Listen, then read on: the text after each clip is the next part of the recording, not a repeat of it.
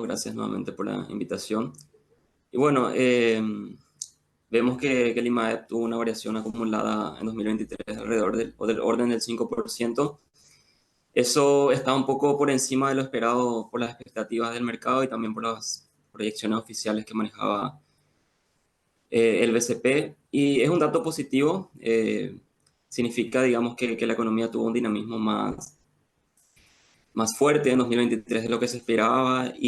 Pero también debemos recordar que es un dato preliminar, ¿sí? El IMAEP es un dato adelantado que da, digamos, cierta información de lo que está pasando con los datos de alta frecuencia, pero habría que esperar un poco los datos de cuentas nacionales que se publicarán creo que en marzo para tener un poco más acertado ese número. Pero en primer lugar es un dato positivo y esto como que ayuda también para este año. Lo que vimos y un dato interesante es de que las tasas de crecimiento trimestrales, de lo que muestra el IMAEP, en el primer semestre del año estaban en el orden del 6% más o menos el primer semestre y el segundo trimestre, impulsado principalmente por el agro y la generación de energía eléctrica. Pero vimos que el crecimiento perdió un poco de fuerza en el segundo semestre, principalmente por esta disipación del clima. Pero vemos algo interesante que ganaron protagonismo otros sectores, o sea, los motores de crecimiento como que cambiaron y ganó más protagonismo el sector terciario principalmente. Y si miramos un poco el IMAEP sin esa influencia de la agricultura y binacionales, vemos como que el crecimiento en el primer semestre de estos sectores más subyacentes de la economía, como servicios, manufacturas, era bastante bajo el dinamismo, pero fue incrementándose y cerró creo que alrededor del 4%, del 5% en diciembre. Entonces, vemos que la economía, no solamente esa economía dependiente del clima se recuperó, sino que también una economía más consolidada, un consumo más fortalecido para este año. O sea, Paraguay encara, digamos, un 2024 con un consumo y un sector servicios también mucho más fortalecido. Con respecto a este año, lo que se ve por regla general es que cuando hay un rebote luego de un rebote fuerte estadístico, como que el siguiente año la tasa tiende a moderarse un poco más y bueno, este año en línea con esa recuperación del consumo, de la demanda interna, con un clima favorable, vemos que la tasa estaría en torno a lo potencial, ¿verdad? A lo potencial del crecimiento de Paraguay. Creemos que va a estar en torno al el 3,5%, 4% podría darse. Consejos más positivos que negativos manejamos. Samuel, precisamente en términos de lo que sería el crecimiento, la dinámica económica que estamos arrastrando con esto, creo que es importante también resaltar de que estamos encadenando resultados positivos luego de un periodo bastante difícil para la economía paraguaya en términos del crecimiento del Producto Interno Bruto, ¿verdad? Esta dinámica es la que tendríamos que mantener primeramente y luego buscar la forma de ir potenciándola para ir teniendo también mayores niveles de desarrollo económico en el país. Sí, exactamente. Venimos de un periodo bastante, o sea, no sé si decir malo, pero bastante magro en términos de dinámica económica. O sea, si miramos por lo menos los últimos 4 años, 2019 a 2022, crecimos en promedio alrededor del 0,7%, bastante bajo. Y bueno, el año pasado ya vemos un fuerte rebote, vemos un fortalecimiento de la demanda interna, no solamente también de la demanda externa. Y eso también es bastante positivo, ¿verdad? Si mantenemos estas tasas alrededor del 4 o 3,8% en adelante, es muy positivo para el país. A grandes rasgos, Samuel, para el año 2024, ¿cuáles son las perspectivas sectoriales también, teniendo en cuenta las estimaciones del Banco Central y las propias de ustedes? ¿Qué podemos esperar? Se habla de la posibilidad de registrar en 2024 un crecimiento más parejo entre los diferentes sectores que componen la economía. Sí, exactamente. A nivel sectorial se ve mayor homogeneidad entre los sectores que en años anteriores. Vamos a tener un clima favorable, muy probablemente la cosecha de soja esté en niveles históricos. A pesar de estas últimas semanas de sequías, creemos que la cosecha de soja avanza bastante bien y eso va a ayudar un poco al agro. Eh, ya no tendremos esa contribución tan importante como el año pasado porque ya no está ese efecto rebote, pero bueno, va a seguir incidiendo positivamente el agro y también vemos una apertura de la ganadería. Eh, ya en el último mes del año, en diciembre, ya empezamos a exportar también al mercado norteamericano se exportaron alrededor de 75 toneladas y ya en enero vemos como que las exportaciones crecieron 5 veces. Y bueno, eso también como que va a diversificar un poco la matriz exportadora de la carne. Tal vez ya no depender tanto de Chile, que Chile también es una economía que viene ralentizándose en los últimos años. Y eso como que también va a mermar un poco la demanda de carne paraguaya. Y bueno, vemos como algo positivo también la apertura del mercado norteamericano y va a diversificar un poco. Positivo por el lado de las exportaciones netas, pero muchas veces también esto tiene sus impactos en otras variables económicas como la inflación. Vimos también que en enero la inflación pegó un poco fuerte precisamente por los precios de la carne. Y bien, otros sectores que tal vez estarían apuntalando el crecimiento también, es esa demanda interna más fortalecida, ya se normalizó en 2023 y bueno, creemos que también en 2024 va a permanecer bastante sólida. El dato de enero del índice de confianza del consumidor mostró que está en niveles optimistas y lo interesante es que no solamente está a niveles optimistas, sino que están en sus mejores niveles de los últimos 4 o 5 años. Y bueno, eso da para pensar de que las expectativas están bastante fortalecidas. Y bueno, la situación actual también se percibe mucho mejor de lo que eran en años anteriores.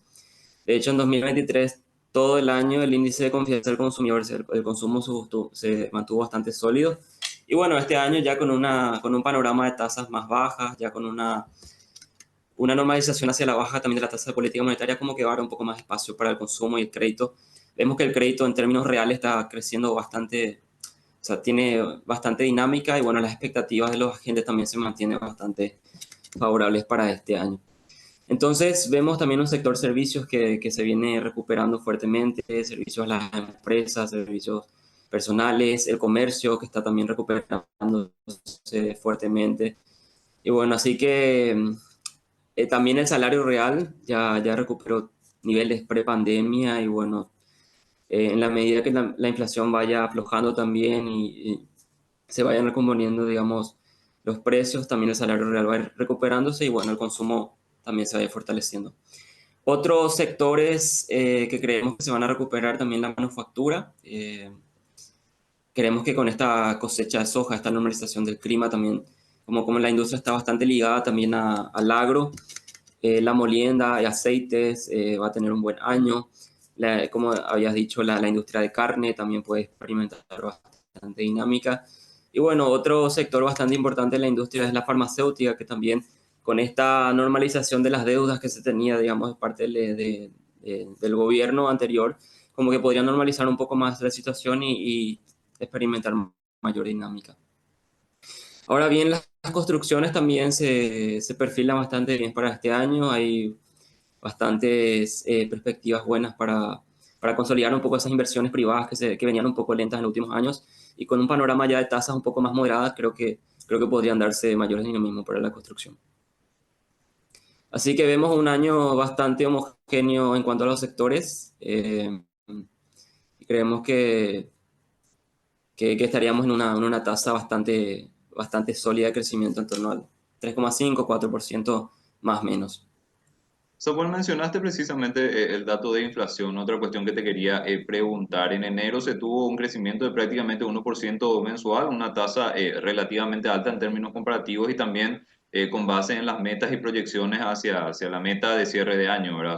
O hacia la meta anual.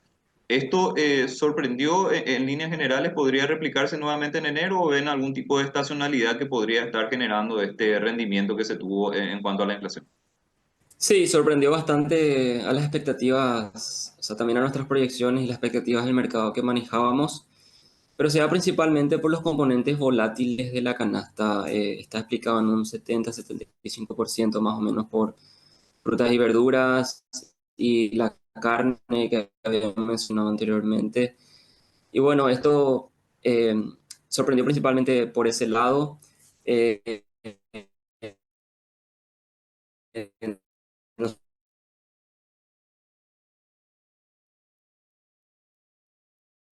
Perfecto.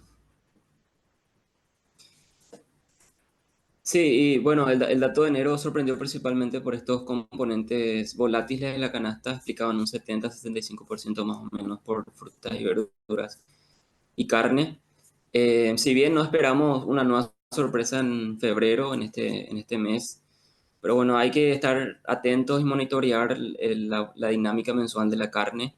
Eh, esta apertura al mercado estadounidense, vemos que podría, digamos, presionar un poco los precios internos de la carne, principalmente porque los precios externos son más atractivos y bueno, queda un poco limitada la oferta local y eso hace un poco que los precios locales vayan hacia arriba.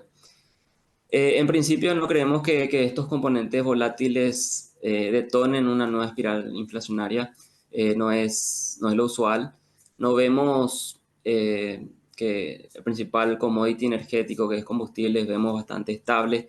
El mercado internacional también espera que este año haya una estabilidad relativamente de los precios del crudo del petróleo. Entonces, vemos que en adelante la inflación se mantendría relativamente estable. Sabemos que los indicadores subyacentes núcleos siguen teniendo una dinámica mensual bastante consistente a 12 meses con la meta de política monetaria. Y bueno, las expectativas también se mantienen bastante ancladas y eso hace que no veamos como una preocupación en adelante la inflación, pero sí podrían darse meses puntuales de repuntes por bienes alimenticios o frutas y verduras. En estas últimas semanas también hubo bastante sequía. Ahora recién como que se está recomponiendo un poco las lluvias y entonces eso también ayuda a la oferta local. Así que creemos que estos son fenómenos transitorios, puntuales, que no tienen una incidencia, digamos, eh, en la inflación subyacente. Samuel, en torno a las reformas que viene encarando el gobierno nacional, la última presentación de un proyecto que se realizó fue el tema del proyecto de servicio civil, ¿verdad? Y los diferentes proyectos o procesos que ya se fueron encaminando durante los últimos meses. ¿Cómo te parece que impactan en términos económicos? ¿Se está teniendo un proceso que sería favorable para la economía paraguaya también de cara a los próximos años? Sí, exactamente estas reformas en las cuales está avanzando el nuevo gobierno son muy positivas y dan un aspecto cualitativo muy importante a esa institucionalidad fiscal, ¿no? La reforma del servicio civil ya viene del antiguo gobierno, de ese plan de recuperación post-COVID. Y bueno, mejoran la imagen cualitativamente, pero también a largo plazo estos tipos de reformas tendrán un efecto cuantitativo y es lo que viene repasando y subrayando constantemente las calificadoras de riesgo, ¿no? Mejorar la eficiencia del gasto, desdolarizar la deuda, reducir o mitigar las vulnerabilidades que tiene nuestra deuda pública, mayormente expresadas en moneda extranjera. Y bueno, dar ese esfuerzo, esa intención y esa voluntad, digamos, de que este nuevo gobierno asume con esa intención de mitigar estas vulnerabilidades que tiene nuestra institucionalidad fiscal, dan como un impulso y dan como una mejor imagen para los inversionistas institucionales que quieren venir a invertir acá en Paraguay. Y bueno, vemos como algo muy positivo y que va a favorecer también esa intención de mejorar, digamos, el panorama económico. Samuel, en líneas generales, ¿te parece que hay algún tipo de riesgo en particular que Paraguay tenga que estar monitoreando para lo que es el crecimiento económico este año, en años posteriores?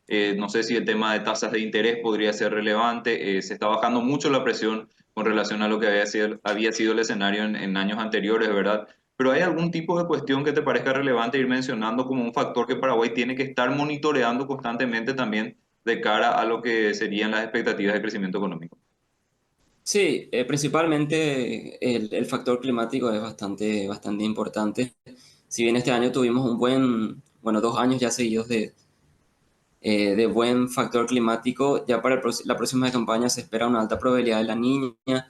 Entonces, ir monitoreando, digamos, el factor climático es bastante importante. Y eso como que también presiona un poco las finanzas públicas, porque este plan de convergencia digamos, o viene de la mano de una recuperación del crecimiento económico o de un crecimiento sostenido para los próximos 5 años. Y bueno, nuevos choques climáticos, nuevos choques internacionales como que podrían un poco complicar a las finanzas públicas y eso complique también un poco el plan de convergencia fiscal. Entonces, también hay que mirar un poco el plano internacional. Estas nuevas tensiones geopolíticas eh, generan cierta incertidumbre en el mercado internacional e impactan principalmente en el mercado de commodities. Y bueno, Paraguay es una economía que se define como muy abierta, no solamente abierta, sino muy abierta. Y estos choques internacionales pegan muy fuerte, principalmente por el lado de commodities energéticos. Así que hay que monitorear constantemente lo que está pasando a nivel internacional. Una economía internacional que de cara al futuro, de cara al mediano plazo, no se ve tan favorable. Hace poco el Fondo Monetario Internacional publicó, o sea, revisó sus proyecciones y bueno, espera una economía más resiliente, pero lenta, ¿no? Eso significa bueno, no recuperará las tasas prepandemia alrededor del 4 o 3,8%. Y bueno, una economía que se viene ralentizando y eso también es un poco malo desde el punto de vista del precio de los commodities agrícolas principalmente. Una economía menos dinámica mundial hace por regla general, hace que el precio de los commodities un poco vayan en descenso y eso también es desfavorable para países exportadores netos de commodities como Paraguay. Así que de cara adelante, los principales riesgos que vemos están ubicados principalmente en el factor climático y en el plano internacional de lo que venga ocurriendo. En cierto modo, Samuel, esto también conlleva lo que sería ese desafío grande de la economía paraguaya de ir avanzando en mayores niveles de diversificación, ¿verdad? Paraguay tuvo pasos bastante importantes en ese proceso durante los últimos años, pero para reducir sobre todo la dependencia climática e ir reduciendo lo que serían también los riesgos de shock externos, Paraguay tiene que tener diferentes motores funcionando para que la economía no tenga grandes impactos en caso de que algún otro sector tenga algún choque, ¿verdad? De repente Paraguay todavía tiene cierto grado de exposición a lo que sería algún tipo de shock negativo para el sector primario, digo bien, que afecte a la economía en líneas generales. Sí, exactamente, ir diversificando esa matriz productiva de Paraguay es sumamente importante para balancear un poco los riesgos y equilibrar un poco esos riesgos o choques a los cuales estamos sujetos. Y bueno, Paraguay viene transitando un, un camino lento, pero viene también diversificando un poco la matriz industrial, la maquila ha sido o viene también bastante dinámica, así que Paraguay tiene que seguir ese camino, ¿no? De fortalecer su demanda interna, fortalecer los servicios. Paraguay también viene con estas inversiones directas, o sea, ese flujo de inversiones directas extranjeras también ayudan un poco a fortalecer los servicios a las empresas. Y bueno, es ir diversificando un poco la matriz productiva de Paraguay, pero se han hecho bastantes avances. La volatilidad del PIB como que en los últimos años ha disminuido un poco. Y bueno, actualmente Paraguay en esos términos se ubica como bastante similar a la media de los países con grado inversor. Eso también es una de las métricas que miran las calificadoras de riesgo. Entonces ha hecho grandes avances en cuanto a reducir la volatilidad de su PIB, pero todavía queda mucho espacio por realizar. Todavía dependemos fuertemente de lo que ocurra con el clima y toda esa cadena, digamos, de choques que pueda ocurrir con el sector primario. Y bueno, hay todavía bastante espacio para seguir desarrollando nuestra industria y nuestro sector servicios.